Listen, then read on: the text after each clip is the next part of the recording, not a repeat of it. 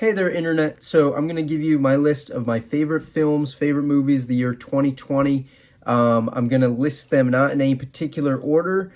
And I haven't seen every movie that came out this year. So if there's certain films that I didn't include, it might be because I haven't seen it. So if there's a favorite film of yours from this year that I didn't list, let me know in the comments below and I'll try and check it out. I'm going to list honorable mentions. I'm going to list movies to avoid, and I'm going to try and break them down between narrative and documentary. Anyway, I have my whole list written down here. Now let me go through them. So I would say my favorite animated movie of the year is Wolfwalkers. I've seen it twice. Just really powerful film. I'm not going to get too much into the summary and the plot of each of these movies. I'm just going to list them off and give you like a one sentence. I think my favorite comedy of the year was Borat 2. Just a hilarious movie, a lot of politics going on with it, and very current.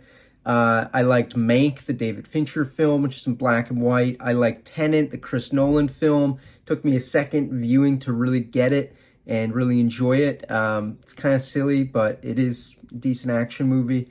I really love the documentaries Welcome to Chechnya, Crip Camp, which was made by a Berkeley filmmaker, local.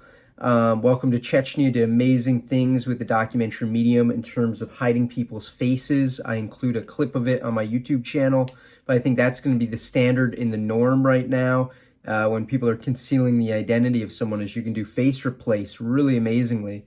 And that documentary is the first one to do it. Crip Camp tells a story of activists through the handicap and crippled movement, civil rights, and it's really fascinating story that I didn't know much about.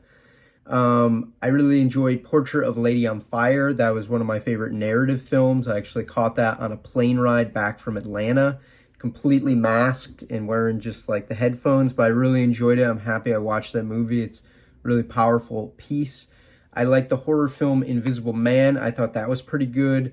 I would say probably my favorite movie that's totally not going to get nominated for any awards because it can't would be Hamilton. If I could give a best picture this year, probably would go to Hamilton because that movie just made so many people happy during the pandemic, right in March when it first started.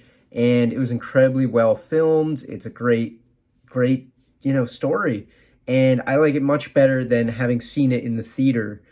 So I think that speaks to the power of that movie and why it deserves a nomination, even if for a documentary or something else. I really like Nomadland. That movie is totally current with the times. A lot of people dealing with homelessness, and seasonal employment. And that film hits the nail on the head. Beautifully shot as well. I think probably one of my favorite films in terms of acting, Sound of Metal, about a musician drummer starting to go deaf. Really powerful film on Amazon you should check out. I also like Trial of the Chicago 7. That's one that's on Netflix. Amazing ensemble cast all around. Also Sacha Baron Cohen, who had just done Borat 2. He's amazing in that.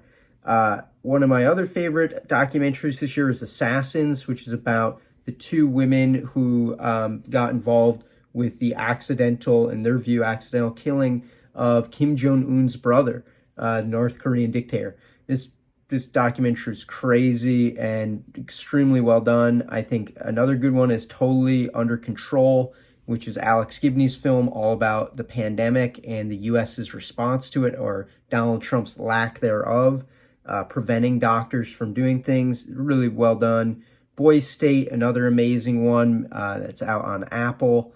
And I also love The Painter and the Thief. That one was pretty incredible and examines, crime and art. I also think The Five Bloods, the Spike Lee movie, amazing as well. Highly recommend that. I would say now I'm on to my honorable mention and also best comedy up with Borat 2, Palm Springs. That one was great on Hulu. They did a great job on that. That movie sold for a record amount at Sundance. So just in terms of indie filmmaking, it's a great movie for this year. And also, we're all locked in, so it seems like the same day over and over again. Certain movies, I think, just worked with 2020 and fell into the narrative there. All right, I'm now going to go into honorable mentions. I really enjoyed The 40-Year-Old Virgin. I enjoyed Relic. I enjoyed The Assistant, Vast of Night, Shirley, Ma Rainey Black Bottom, Spaceship Earth. I enjoyed On the Rocks, the Bill Murray film. Mulan I actually thought was pretty good. At first I was not so into it, and then I gave it a shot, and that was pretty good. I enjoyed Greyhound, the Apple action movie with Tom Hanks. One of my top favorite action movies of the year. I think they did a really good job. The Social Dilemma was another good documentary. I wouldn't say it was a great documentary. Coded Bias, another strong one. Time, and the animated film Onward. Need to see movies that I personally still need to see that I've heard good things about. Miss Juneteenth has the highest rating right now on Rotten Tomatoes. Wild Goose Lake, I want to see that one, which is shot in Wuhan right before the pandemic. Kajillionaire, because Rinda July is amazing. Bakrua, I'm butchering that name, but I've heard that's an amazing foreign language film. Saint Maud, The Nest, Possessor, Beanpole, First Cow. Haven't seen First Cow yet. I've heard great things about that. That's top of the critics list. Never, Rarely, Sometimes, Always. This is a great one about abortion, I've heard. That is on HBO. And One Night in Miami. Midnight Sky, I'm probably going to watch tonight because I love George Clooney.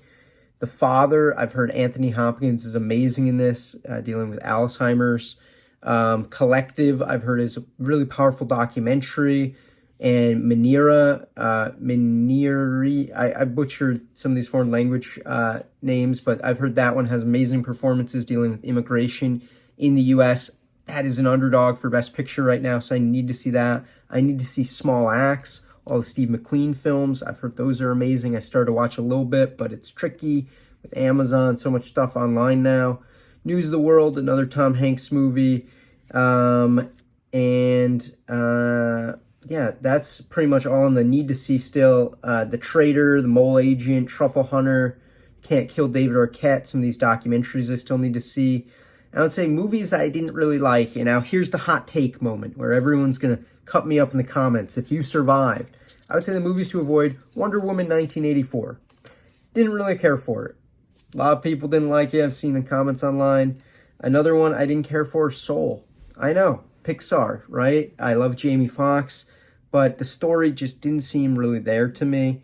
I also had trouble with the Harley Quinn, Birds of Prey movie. I mean, good actors, but if there's no story, it didn't bring me in.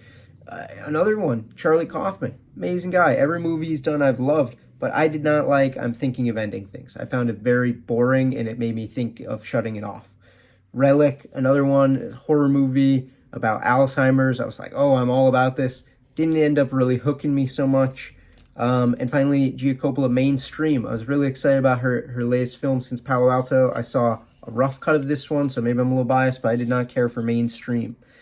Anyway, those are my list of the movies, my top of 2020. I'm going to save this in my little calendar book, look back on it one day, and maybe I'll revise it and say, oh, these are the ones I really liked. Let me know. Again, you might have a film you like better. Let me know in the comments what I missed. What is your take on some of those films? Love to hear your opinion on this. I hope you have a happy and safe New Year's Eve. Try not to interact with lots of people, wear a mask. You know, I'm just hanging out here with my wife and stepdaughter. We're just trying to play it cool, and I think everybody should be doing that right now, especially with the COVID numbers going up like crazy. Anyway, I'm hoping I get to 10,000 subscribers. I'm very close. I got like 60 more subscribers to go. So if you can, hit that subscribe button, hit that like button, hit that notification button. Toss me that. Subscribe. Please do it. I really appreciate it. This is a year where I've been really more into YouTube than ever before. And I greatly appreciate you guys coming out and watching and giving me some likes and views. So let me know. Write a comment below what was your favorite movie of the year. I want to know, because there's a lot of movies I haven't seen, obviously. Anyway, have a great day. Stay safe. I'll see you guys in the next video tomorrow. Peace. Oh, by the way, I got a new mic. That's why things sound better, maybe. It's this mic. This is a Christmas gift.